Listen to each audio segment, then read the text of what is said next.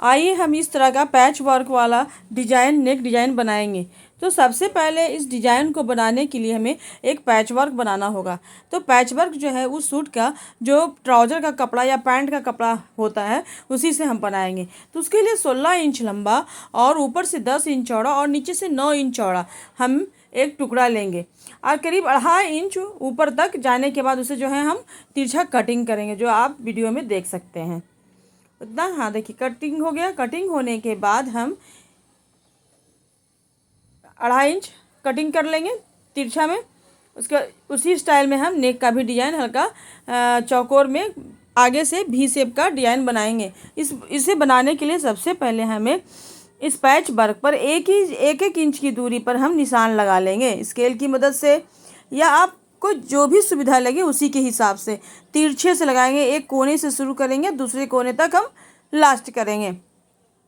फिर हम उसी कपड़े में दूसरे साइड से भी हम पूरा धागा चला लेंगे, उधर निशान 1 इंच पर लगा लेंगे।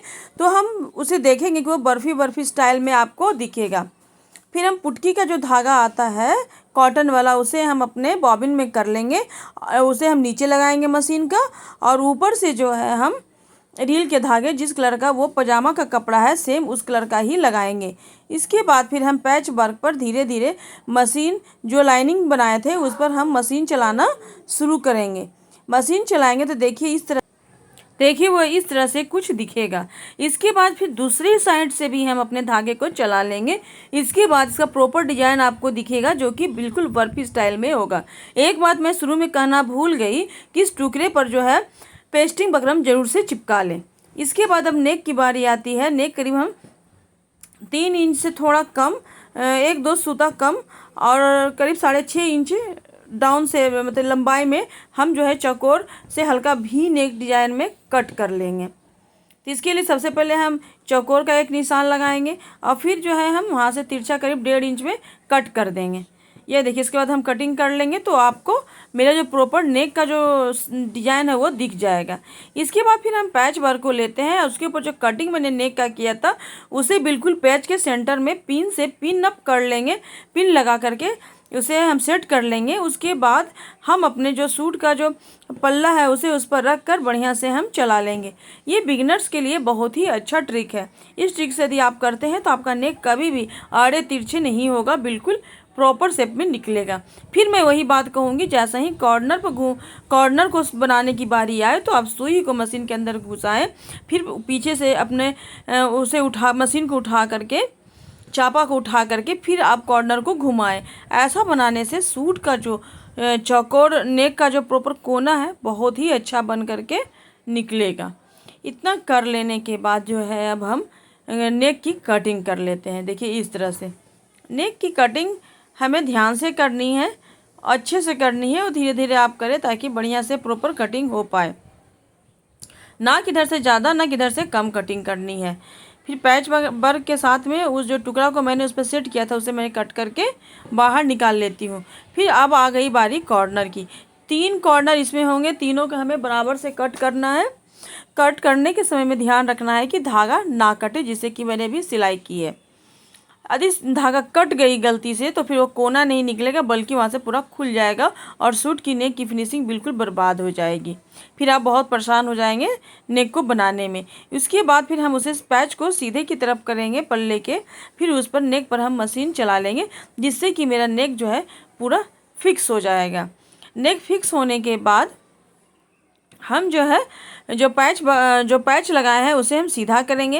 यदि आप डायरेक्ट बना सकते हैं तो डायरेक्ट बनाएं, गोंद से चिपका के बना सकते हैं तो गोंद से चिपका के बनाएं, अन्यथा पिन भी लगा करके आप बना सकते हैं। इसके बाद देखिए फिर हम जो है पैच को बढ़िया से सेट करने के बाद उसके ऊपर हम मशीन को चला लेंगे चारों तरफ से।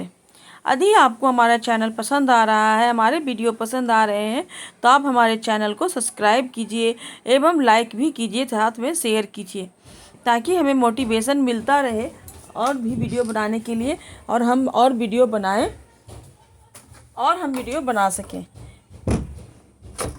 इसके बाद जो है हम इस पर देखिए पैच को लगाने समय में थोड़ा सा ध्यान रखना है कि इधर उधर ना हो, खूब बढ़िया से धीरे धीरे आप लगाएं। आपको फिर भी यदि समझ में नहीं आ रहा हो तो आप सुई से पहले बखिया चला लें फिर मशीन चलाएं। जो नए हैं, जो बिगनर्स हैं, उन्हें थोड़ी दिक्कतें आती हैं शुरुआत में। इसके बाद हम एक फ्लावर वाली लेस लेते हैं। उस लेस को जो है उस पैच वर्क के किनारे किनारे देखिए इस तरह से हम लगाते हैं। तो पैच जो फ्लावर वाला है उसे हम 2 बार सिलाई उसमें लगाना होगा। एक बार अंदर से फ्लावर को हम पूरा टैग करेंगे। टैग इसलिए करेंगे ताकि फ्लावर जो ठीक बीच में हो, और यदि हम एक धागा ही चलाएंगे फ्लावर पर तो कपड़े धोन जब सूट धुलेगा तो फ्लावर जो है बीच में से मुड़ा मुड़ा दिखेगा, तो बिल्कुल अच्छा नहीं दिखेगा। सिर्फ हम एक धागा चलाएंगे तो नया तक ही अच्छा दिखेगा, फिर थोड़ा सा धुआने के बाद यदि कपड़ा धुलता है ना उसके बाद बिल्कुल ही अच्छा नहीं दिखेगा। तो पैच वर्क पर आप दोनों साइड से प्रॉपर मशीन चलाएं। कॉर्नर पर थोड़ा फ्लावर को ध्यान से करें। यदि ज़रूरत पड़े तो एक कट लगा के बढ़िया से उसे हम सेट कर लें। ऐसे तो कट लगाने की ज़रूरत पड़ती ही नहीं है। इस तरह से आप चलाएंगे जिस तरह से जिस तरह से मैंने इसमें सीला है। फ्लावर को लगाने के बाद यदि आप चाहें तो फ्लावर के हर एक फ्लावर पर एक एक मोती बीट्स लगा सकते हैं, या एक सितारा लगा सकते हैं, या प्लेन भी रहने दे सकते हैं। मैंने प्लेन ही रहने दिया है, प्लेन ही काफ़ी खूबसूरत लग रहा था। पैच वर्क जो है उसे ध्यान से आप करें। जब वो बर्फ़ी बनाए तो उस पर बराबर सिलाई करते समय धीरे धीरे सिले, बढ़िया से सिले। लेकिन यदि आप प्रोफेशनल हैं तो फिर कोई दिक्कत है ही नहीं। इस नेक डिज़ाइन में मैंने कहीं पर भी पाइपिंग का यूज नहीं किया है। सिर्फ लेस और कॉटन थ्रेड जो पुटकी वाले धागे आते हैं उसी का मैंने यूज किया है।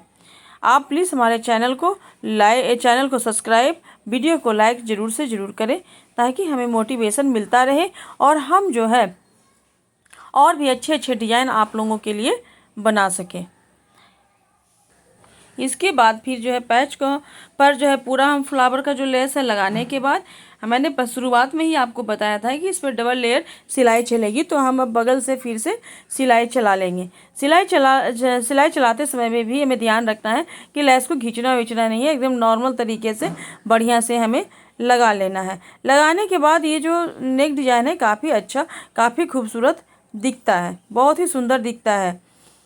आप इसे पहनेंगे तो काफ़ी अच्छा लगेगा। यदि आप थोड़े हेल्दी हैं तो ज़रूर से इसी तरीके के पैच वर्क या लॉन्ग नेक डिज़ाइन वाला सूट पहने। इससे जो टमी होता है वो थोड़ा कम दिखता है और आगे से लुक भी काफ़ी अच्छा लगता है। इसलिए इस तरह के गला जो है डबल एक्सल के लोगों या एक्सल के लोग या जिनके थोड़ा सा टमी निकले हुए होते हैं या थोड़ा सा फैटी होते हैं उन लोगों के लिए काफ़ी अच्छा होता है। और वो जब इस तरह के नेक पहनते हैं तो काफ़ी सुंदर और सोबर भी लगता है। जब हम लेस चारों तरफ से डबल लेयर में मार देते हैं उसके बाद फिर हम इस सूट में जो है अब हमें हैंड से वर्क यानी हाथ से वर्क करना होता है ताकि नेक का जो डिज़ाइन है और ही खूबसूरत लगे। इसके लिए हम सीक्वेंस वर्क का काम नेक पर करेंगे। इसके लिए हमें सितारे की और छोटे छोटे बिट्स यानी मोतियों की ज़रूरत पड़ेगी।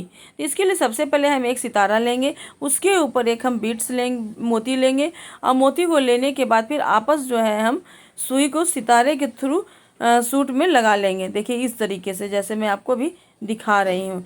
इस तरीके से हर एक खाने में हमें 3 सितारे लगाने होंगे। सितारों के लगाने के समय में ध्यान रखेंगे कि तीनों प्रॉपर 2 ऊपर और 1 उस दोनों के सेंटर में होना चाहिए। अब बिल्कुल बीच में, हर एक खाने के बीच में ही लगा होना चाहिए। यदि आप इधर उधर लगाएंगे तो फिर अच्छा बिल्कुल भी नहीं लगेगा। इसी तरीके से करते हुए हर एक खाने में हमें 3-3 सितारे के साथ 3 बिट्स को लगाने हैं।